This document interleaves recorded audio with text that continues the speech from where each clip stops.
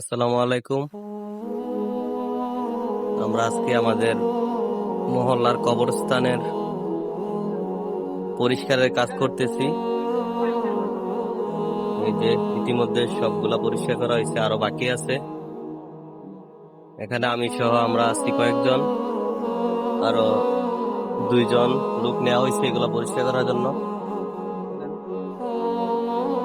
আসলে কথা হচ্ছে আমাদের মেন জায়গা কিন্তু এই একটাই, কবর। এখানে সবাইকে যাইতেই হবে, ধনী গরিব যা আছে সবাইকে সেই একই জায়গায় যাইতে হবে। তাই আমরা সবাই চেষ্টা করব যে ওইখানে যাতে গিয়ে আমরা ভালোভাবে কাটাতে পারি। এই জন্য আমরা নেক আমল করার চেষ্টা করব, 5 ওয়াক্ত নামাজ পড়ার চেষ্টা করব, হালাল হারাম বেছে চলার চেষ্টা করব। এইগুলাই যদি মাইনা চলি, ইনশাআল্লাহ আমাদের জান্নাতে যাওয়া অনেকটা সহজ হয়ে যাবে। আমরা সবাই এগুলা মেনে চলার চেষ্টা করবো ইনশাআল্লাহ। আসসালামু আলাইকুম।